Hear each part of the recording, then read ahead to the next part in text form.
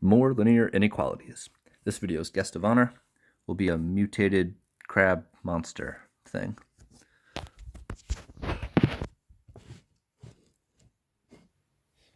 All right, so consider the inequality 8x plus 4y is strictly greater than 12. We got to rewrite this inequality in slope-intercept form.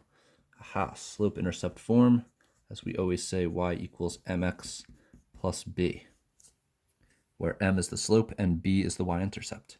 So I'll transcribe this inequality right here, 8x plus 4y, strictly greater than 12. If I want slope-intercept form, notice here that the y is isolated. It's all by itself on the left-hand side of the equation. So if I want y all by itself, I need to eliminate the 8x, and then I need to eliminate the 4. The 8x is being added to y. It is positive. So to undo positive 8x, I will subtract 8x from both sides of the inequality.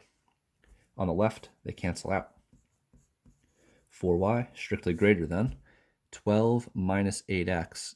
This math cannot be simplified. So since I like my x term in front, I'm going to put the negative 8x first, and then I have my plus 12. They can't be combined since they are not like terms. This has an x, this does not have an x. Lastly, I need to eliminate the 4. So I will divide by 4. Anytime we see a number written in front of a letter, that implies multiplication. To undo multiplication, we divide. So here the 4's will cancel out. I'll be left with just a y. And now what I want to do is partition this numerator into two fractions. I'll have negative 8x over 4, and I have 12 over 4. One more step to simplify. Negative 8 divided by 4 is negative 2. So I'll have a negative 2x. 12 divided by 4 is 3. So negative 2x plus 3. And that will be my inequality in slope-intercept form.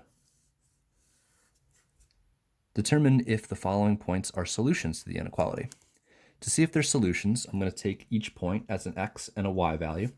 I'm going to substitute it into the inequality and determine whether or not the inequality is true. I could use either form. I could use the original, or I can use the one that I've generated in slope-intercept form. I'm going to use the slope-intercept form. So for Roman numeral 1, we'll have 2 is greater than negative 2 times 3 plus 3. So 2 is greater than negative 6 plus 3. And negative 6 and 3 make negative 3. 2 is greater than negative 3.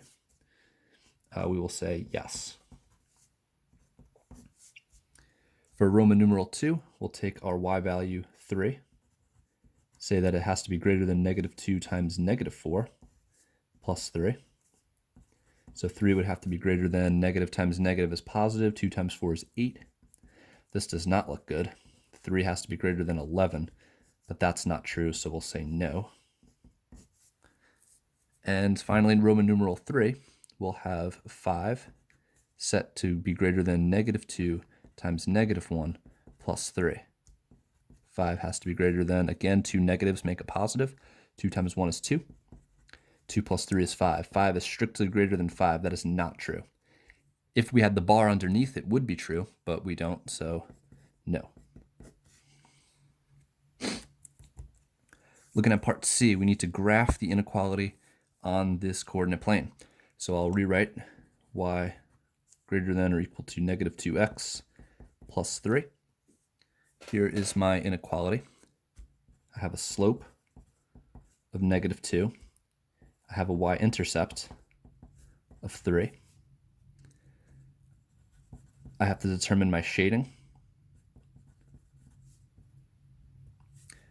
Shading will depend on the inequality symbol. This is greater than, so I will say I will shade above.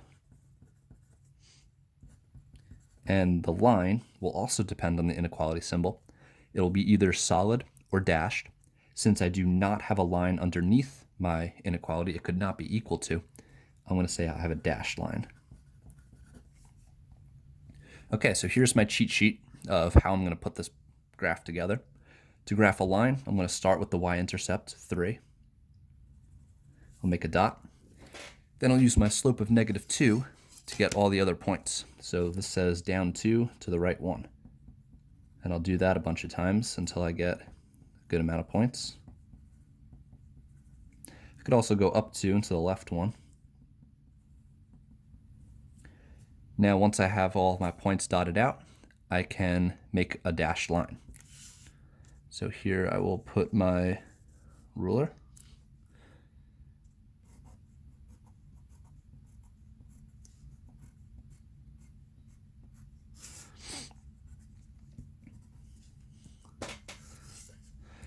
All right, and now finally the shading needs to be above the line. If shading is above, I'll look at my y-intercept, and any y value above my y-intercept should be part of the shaded region. So above the line would be all of this.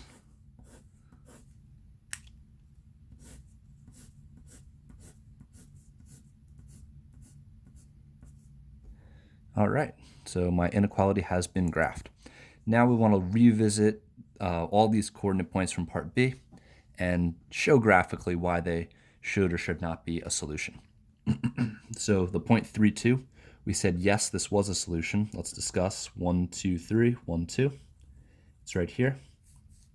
We say yes, since it is in the shaded region.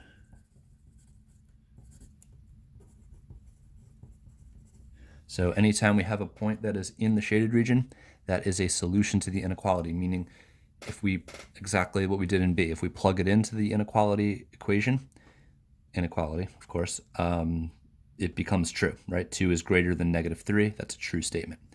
However, if you look at something like number 2 that's not in the shaded region, -4, 3, this is not in the shaded region. So we'll say no, since it is not in the shaded region.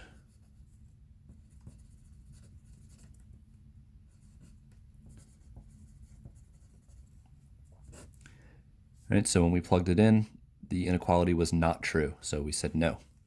Finally, Roman numeral 3, we're looking at -1, 5.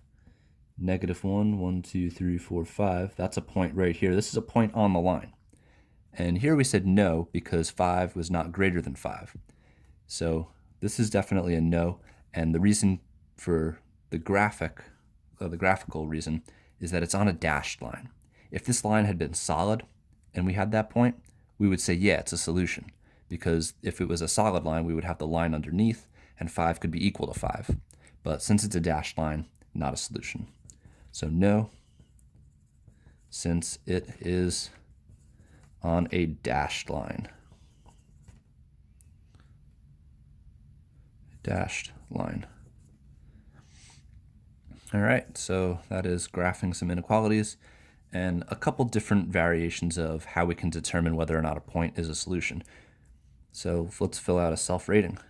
Self-rate, number 1 through 4, assessing your ability to solve for an inequality in slope-intercept form, determine if a point is a solution, and graph the solution.